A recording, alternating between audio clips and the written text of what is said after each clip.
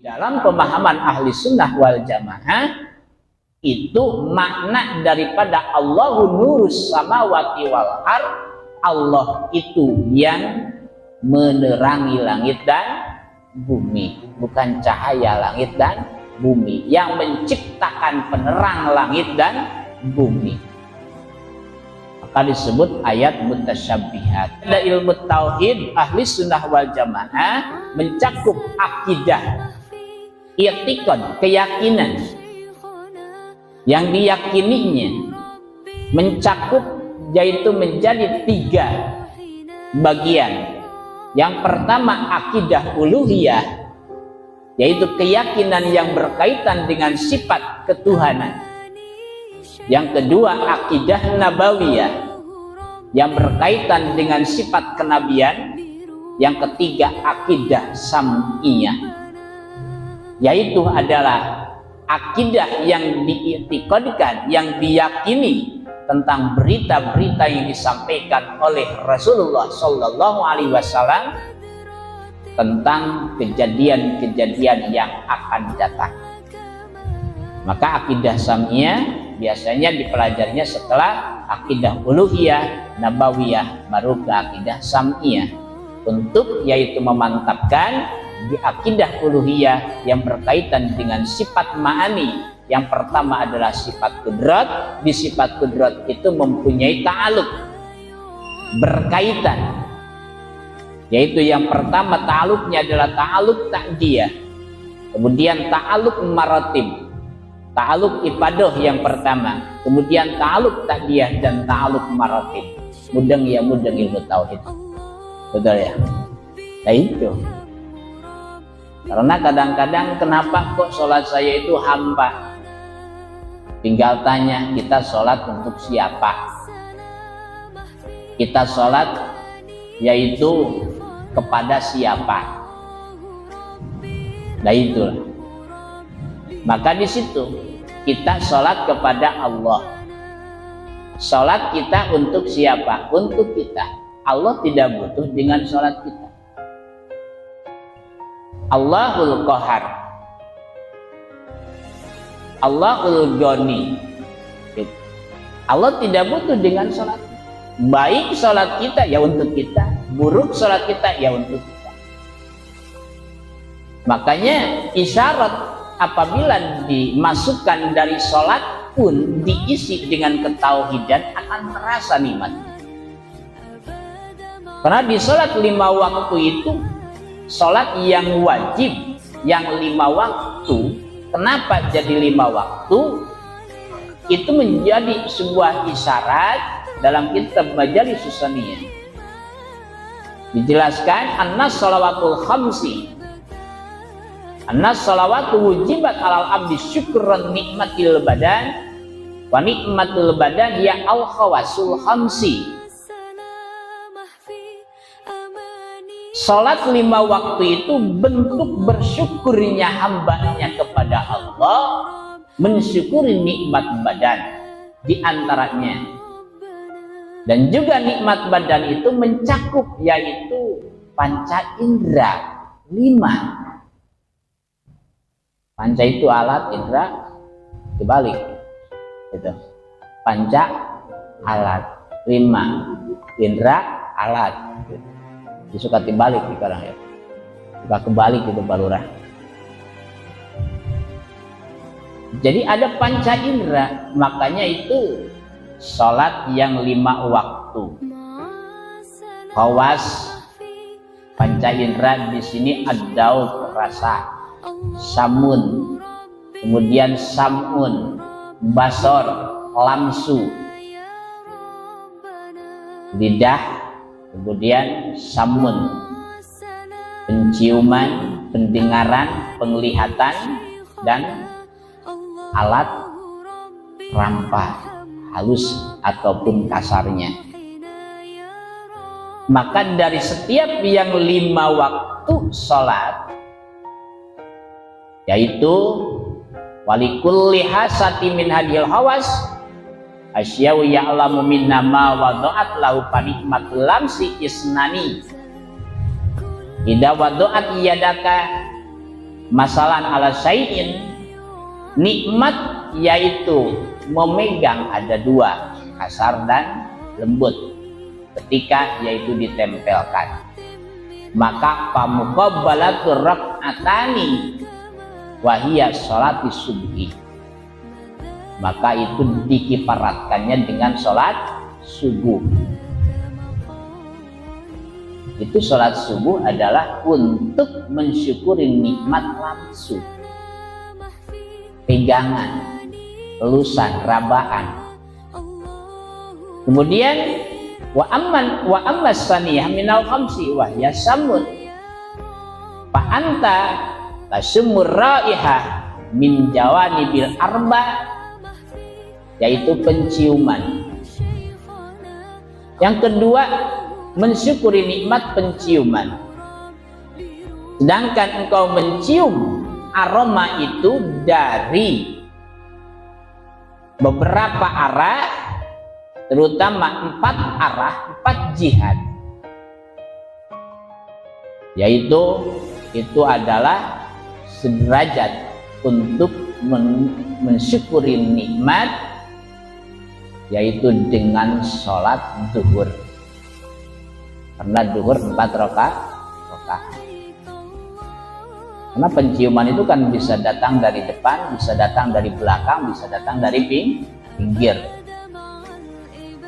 Kemudian yang ketiga, minal khawas asamu, pendengaran, patas mau biha minal jawanibil arba pamuqabalaha arba'u rakaatin wa hiya sholatul asri. Pendengaran itu bisa datang suara yang terdengar dari 4 arah, depan, belakang, dan juga pinggir, kiri kanan, maka itu sederajat dengan sholat asar. Ini sholat asar adalah mensyukuri nikmat daripada pendengaran. Budeg aja pendengaran udah kacau, apalagi penciuman kemarin kan, penciuman musim hilang, penciuman geger rame se Indonesia gitu. Kelapa muda rame jadi naik harganya gitu.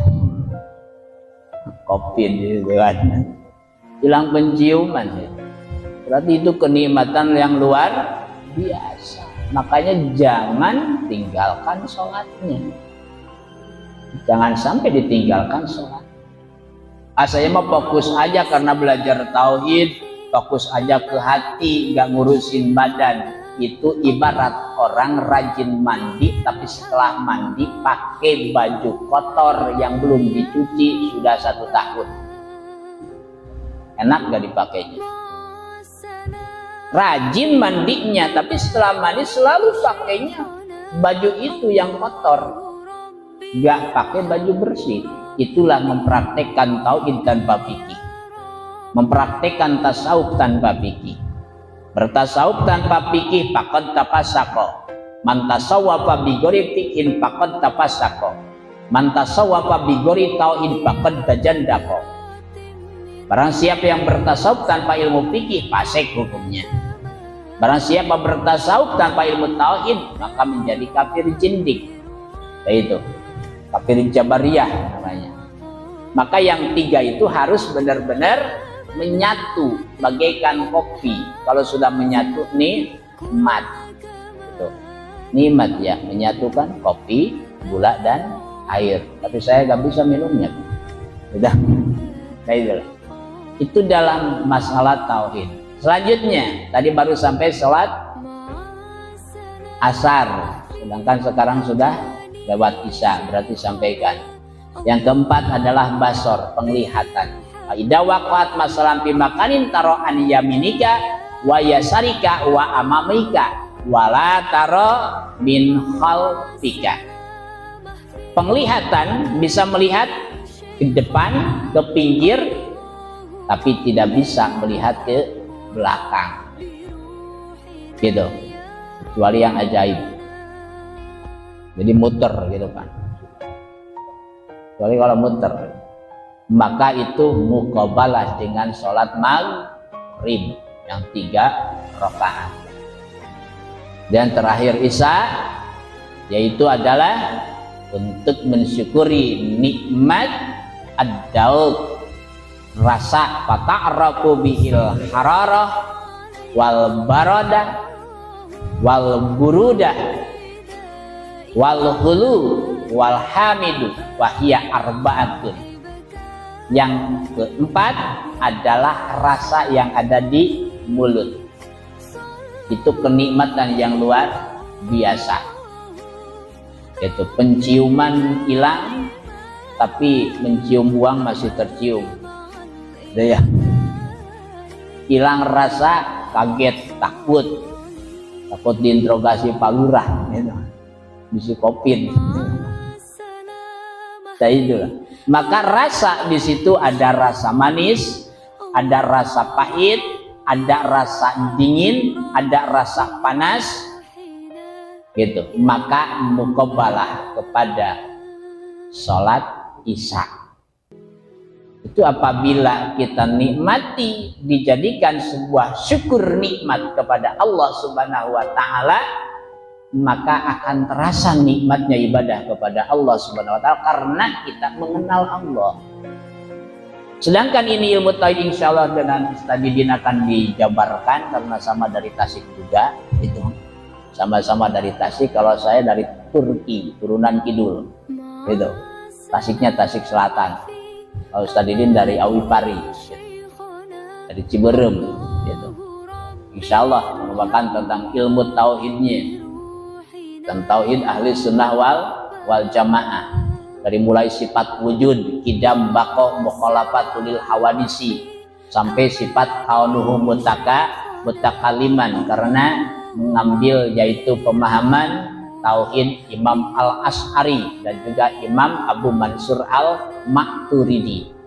Cuma ada sedikit perbedaan tentang pendapat Imam Al-Asy'ari dan Imam Abu Mansur Al-Maturidi, juga Imam Haramain, juga Imam Dasuki tentang sifat wujud. Menurut Imam Al-Asy'ari sifat wujud itu bukan sifat tapi ainudat. Maka jumlah sifat yang wajib di Allah hanya 13. Gitu. Karena sifat wujud tidak termasuk sifat tapi zatiahnya wujud. Makanya kalau ada kiai yang bercanda sifat wujud itu tidak ada dalilnya di dalam Al-Quran. Nah, iya gak ada, Pak. Karena sifat wujud itu ainudat. Kalau sifat basar wa huwa samiul basir, sifat sama wa huwa samiun juga sifat sama. Karena sifat wujud itu ainudat, makanya mudeng, jangan terlalu kita menyelam di sifat wujud. Dalam syarah kitab Tijadud Daruri dijelaskan, jangan terlalu tenggelam di sifat wujud apabila kita tidak menyelam dulu kepada sifat-sifat yang lain. Kenapa? Karena sifat wujud itu adalah gawamidu ilmu tauhid, dalam-dalamnya ilmu tauhid. Itu sifat wujud. Apalagi perkataan di kitab Sirajut Talibin dijelaskan, kalau sudah menyelam di sifat wujud, merasa diri kita ada, itu sudah termasuk dosa. Itu menghakimi bahwa dirinya berdosa. Wujudu kadandun la yuqasu alai jannah. Merasa diri kita ada, itu menghakimi dirinya itu sedang berdosa. Ya bagi kita mah ya kalau merasa diri kita tidak ada, gimana kopi gak diminum? Nah itu betul ya. Nah itu makanya jangan sembarangan meniru perkataan para ulama kalau bukan ranahnya. Jangan sembarangan meniru perkataan para kiai kalau bukan faknya, gitu. Supaya tidak terbalik. Akhlakul banin dipakai untuk berdebat kiai, ya tidak cocok, Pak. Gitu. Tidak cocok gitu. Kita para wali ingin dikaji, tapi kita belum jadi wali, gitu kan susah ya situnya, bisa stres intinya. Bukan ilmunya yang salah, tapi ranahnya. Kalau kita punya anak baru kelas 1 maksa ke kepala sekolah sehingga Pak Lurah didatangkan ke kepala sekolahnya, anak kita itu supaya masuk langsung ke kelas 6, kira-kira akan jadi muah? Enggak, paling ribut di sekolah.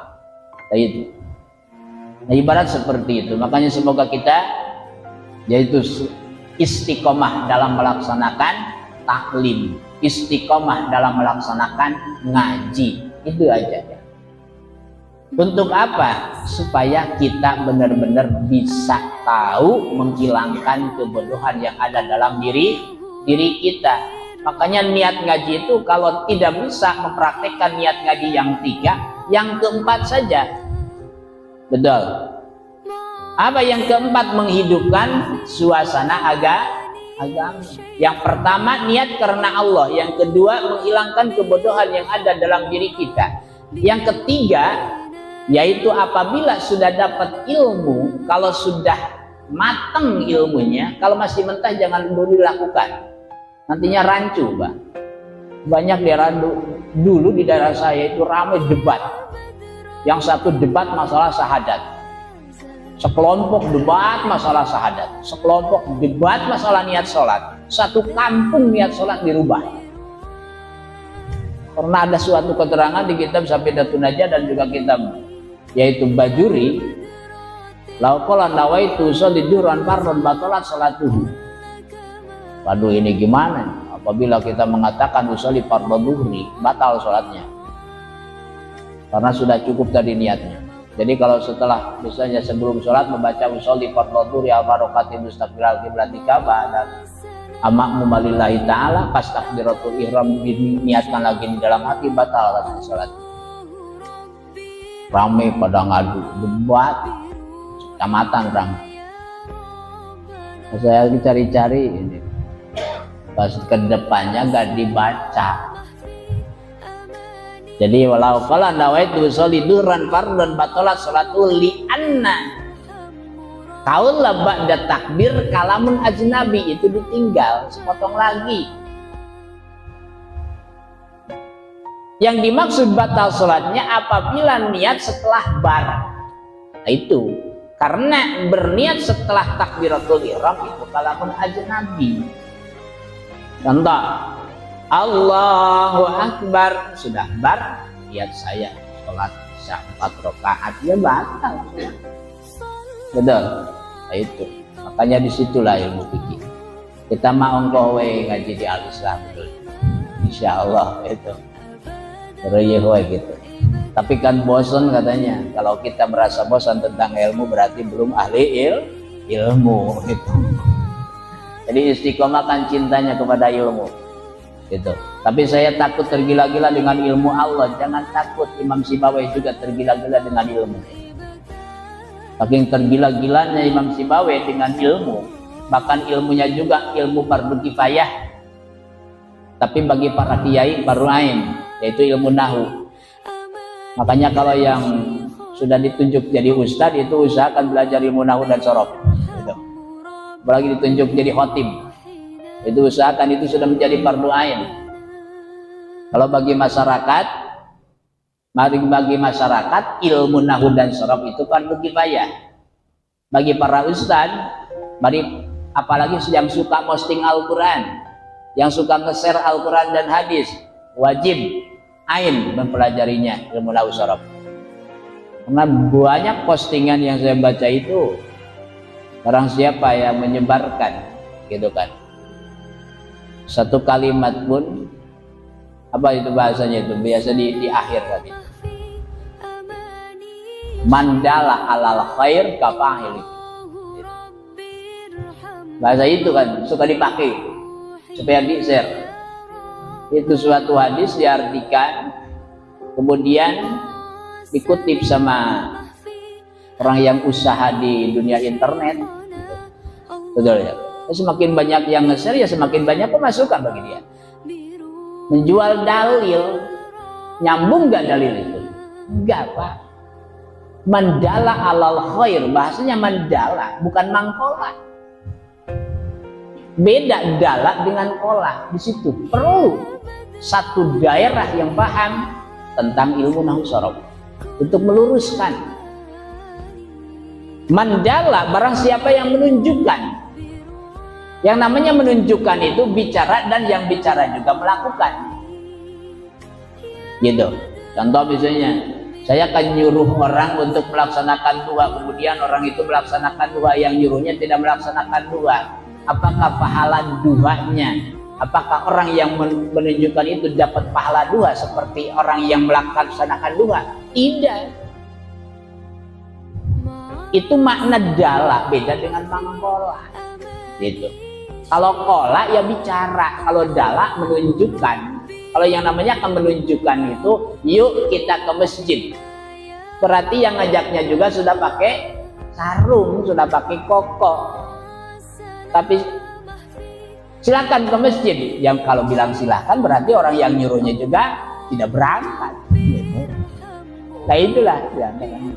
Makanya ayo kita ngaji. Yang ngajaknya juga pasti berangkat ngaji. Nah itu maknanya diantaranya. Jadi tauhid itu intinya adalah supaya kita benar-benar mengesahkan Tuhan, mengesahkan yang disembah hanya satu-satunya, dan satunya pun beda dengan yang lain. Ini nyampe jam berapa pengajian?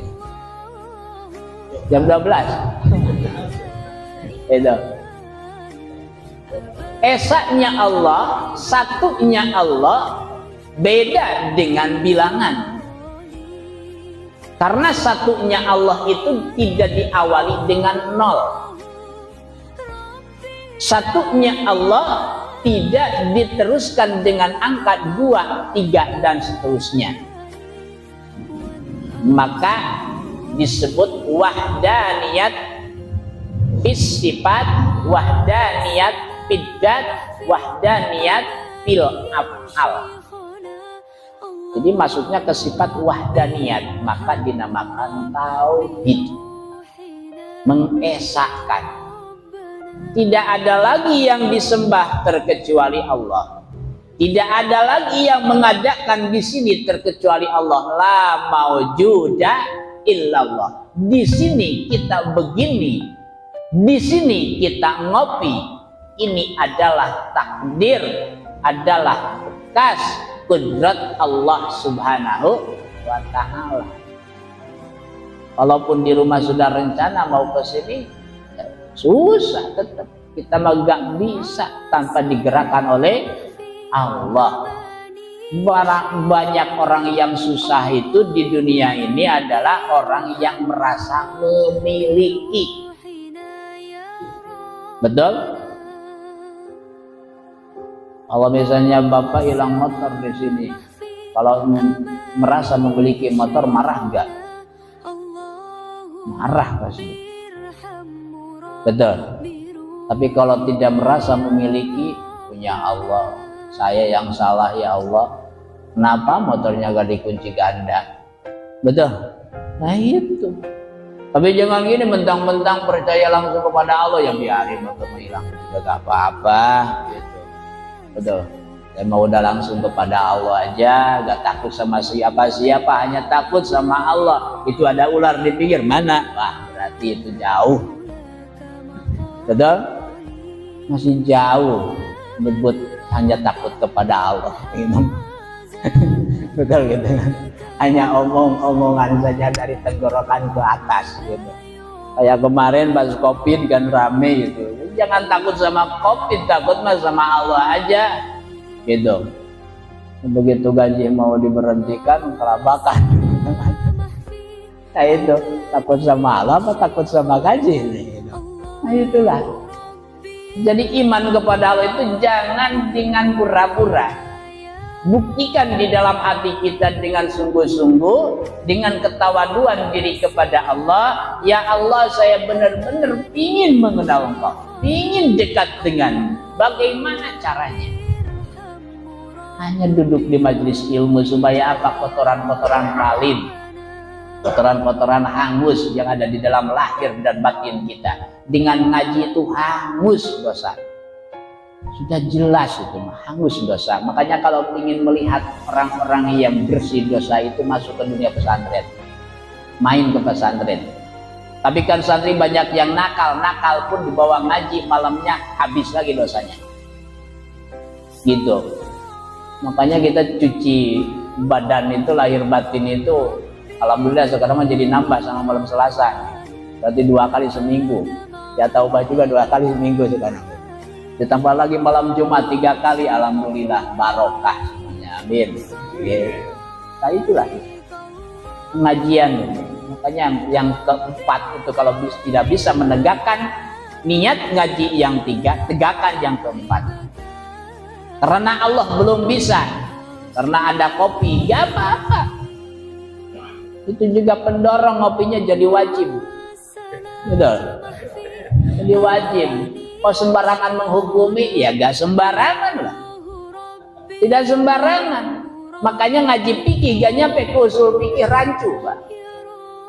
Mimbabi malayatimul wujub ilabi bahwa wajib. Ngaji itu wajib. Kalau ngaji ngantuk, kalau nggak ngopi nggak dapat ilmu, wajib ngopinya. Sesuatu yang menyempurnakan kewajiban itu hukumnya wajib. Betul? Makanya yang sedekah kopi sekarang pahalanya pahala wajib. Jangan dikira, Pak. Sedekah gorengan ini pahalanya pahala wajib, bukan pahala sunat. Makanya silakan berbondong-bondong bersedekah malam Kamis, malam Selasa. Gitu ya. Tapi orangnya gak berangkat, alhamdulillah udah dapat pahala, cuma belum dapat ilmu gitu. Itu aja gitu. Baru dapat pahala sedekahnya. Pahala wajibnya. Bukan pahala wajib sedekahnya, pahala wajibnya. Mimbabi malayatimul wujub illa bi bahwa wajib. Tapi saya mah ngantuk kalau gak ngerokok lagi ngaji, wajib ngerokoknya. Wajib ngerokoknya. Betul. Mumpung candi AC masalahnya. Mumpung belum di AC. Gitu. Sembarangan katanya, enggak sembarangan, ada usul fikih. Gitu. Usul itu dasar, pokok, makanya harus sampai ke sumber. Gitu. Kalau pikir kan masih di atas. Kalau nyelam itu sampai dasar. Kalau gak nyampe dasar, gak ketemu-ketemu ada apa di dasar. Jangan kayak bebek terus, berenang mah jago, tapi belum tahu apa di bawah air. Itu. Nah itu karena belum pernah nyelam. Itu. Maka usul fikih. Berarti bapak-bapak di sini kami juga ingin belajar usul fikih, belum, bukan waktunya sekarang mah. Kita mah ya bagaikan kita ngambil buah itu pakai apa? Pakai gantar gitu atau apa? Sodokan gitu, ataupun dilempar, ada yang jatuh dimakan, itu aja. Karena cara ngaji itu beda-beda. Insya Allah. Jadi wajib kalau kena gitu. Betul. Makanya hukum itu ada 5. Itu sumbernya di mana? Di tauhid, Pak. Sumbernya di tauhid. Dari mana bagiannya? Dari definisi syarak. Dari definisi syarak. Di tauhid itu adalah ada yang dinamakan hukum. Hukum itu apa definisinya? Isbatu amrin li amrin aw nafyu anhu. Menetapkan suatu perkara kepada perkara yang lain dan menghilangkan suatu perkara dari perkara yang lain. Itu hukum namanya. Makanya orang yang mau menuntut hukum tanya dulu, tahu hukum enggak? Betul. Menuntut hukum tidak tahu hukum, sudah dihakimi merasa belum dihakimi. Itulah. Menuntut keadilan tidak tahu adil, sudah dikasih adil merasa tidak adil. Tak itulah. Kadang-kadang, tapi insya Allah di Kondang Kasih moga ada. Jaya mas. Amin ya robbal alamin. Pada soleh semuanya. Itu. Pada soleh ya Pak Lurah ya. Insya Allah soleh semuanya. Ya kalau soleha ya pakai rok berarti. Gak ada yang soleha di sini, mas soleh semua. Nah itulah karena laki-laki. Sedangkan dari hukum ada bagiannya. Hukum terbagi 3. Ini kan cerita tauhid, motivasi kemana aja karena tidak pakai tema kitab gitu. Kemana aja. Hukum terbagi 3. Yang pertama hukum syara. yang kedua hukum akal, yang ketiga hukum adat. Ini sudah jelas dalam ketahuan ahli sunnah wal jamaah. Hukum itu terbagi 3. Makanya yang tidak tahu bagian hukum ini menganggap orang yang memvonis hukum menganggap tidak adil. Gitu. Bahkan dikit-dikit apa sih dalilnya, saya mah gak mau, tidak ada dalilnya. Berarti sudah lu melupakan hukum akal. Melupakan hukum akal. Nah, hukum syara definisinya adalah isbatu amrin li amrin aw nafyu anhu biwasitatil wadil wadi'i wa huwa kalamullah al muta'alliqu bi af'alil mukallafina awil wadillah. Itu definisi hukum syara. Hidup itu harus sesuai dengan hukum syara. Tahu gak hukum syara? Definisinya aja dulu, patokannya. Kalau nggak pakai definisi, bikin masjid juga itu kacau. Makanya dibutuhkan arsitek supaya jelas definisinya, gitu kan? Nah itu. Jadi jangan dulu loncat kepada bagian kalau definisi. Menetapkan suatu perkara kepada perkara yang lain dan menghilangkan suatu perkara dan perkara yang lain biwasitati wan ilwadi'i wa huwa kalamullah al-muta'alliqu bi af'alil mukallafina awil wadillahuma, dengan pelantaraan penetapan yang menetapkan yaitu firman Allah Subhanahu wa taala yang berkaitan dengan mukallaf. Mukallaf itu adalah manusia yang sudah balik, berakal dan juga nyampe dakwah kepadanya. Zaman sekarang ada nggak daerah yang tidak nyampe dakwah? Nggak ada di Pulau Jawa zaman sekarang. Gitu, semuanya nyampe. Bukan berarti saya mudah-mudahan tidak mengotori hati. Saya jalan-jalan itu dari ujung timur ke ujung barat. Di Pulau Jawa itu, pelosok-pelosok di tengah hutan pun ada musola. Tajung namanya. Ada. Mencoba daerah Jompang itu, Jompang diaber semua. Hutannya dan lain sebagainya. Tetap ada. Gitu. Oh iya, nanti tanya jawab ya. Ini mah harus tanya jawab, biar gak ngantuk. Itu makanya di situ yang disebut mukallaf setiap manusia yang sudah balik, punya akal dan nyampe dakwah. Al-muta'alliqu bi af'alil mukallafina awil wadillahuma, maka terpecah jadi 2 bagian dari hukum syara yang disebut hitom. Hitom yang pertama hitom taklif. Lahir hukum 5 dari hitom taklif: wajib, sunat, makruh, haram, dan jaiz. Hanya 5 hukum itu. Hukum itu hanya 5 dari hitom taklif: wajib, sunat, makruh, haram, jaiz. Itu punya definisi masing-masing. Kalau sekarang ya tidak akan sampai waktunya. Nanti Ustadz Didin aja yang menyampaikan. Gitu. Alhamdulillah, waktu ngobrol juga sampai maghrib di rumah. Mau Ustadz Didin. Kemudian hitom wado. Hitom wado juga 5, semacam syarat, mani, batal, fasid, dan lain sebagainya. Itu hitom wado. Nah di situ maka disebutlah hukum syara. Nah, dari hukum syara itu maka dipraktikkan, diperagakan di dalam fikih. Maka ketika mempraktikkan fikih, ini ngaji ini hukumnya wajib. Ngopi bisa jadi wajib ketika ngaji apabila misalnya alasannya untuk menyempurnakan kewajiban. Dasar pokok hukum ngopi itu adalah jawaz. Boleh. Tapi bisa jadi sunat apabila melengkapi sesuatu yang disunatkan.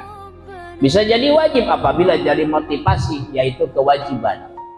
Nah itulah asal dasar hukumnya, jangan dengan dasar hukum yang haram. Nah itu. Kalau dasar hukumnya yang haram, itu hanya bisa nyampe kepada ranah jawab. Contoh, ketika di tengah hutan kita kelaparan, yang ada hanya daging babi. Kalau tidak makan, nyawa melayang. Maka status hukum hanya pindah kepada jawab saja. Boleh memakan, tapi jangan sampai kenyang, apalagi bawa ke rumah. Gitu. Itu tidak boleh sama sekali. Gitu, diplastikin. Keenakan. Jadi tidak masuk kepada ranah. Tapi kalau status hukum asalnya yang wajib, yang makruh, seperti merokok, hukum asalnya itu makruh, itu bisa pindah hukum menyesuaikannya. Nah, itulah jelas kiranya. Makanya belajar tauhidnya semoga benar-benar, yaitu kita meresapi tentang ilmu tauhid yang disampaikan oleh Murabi.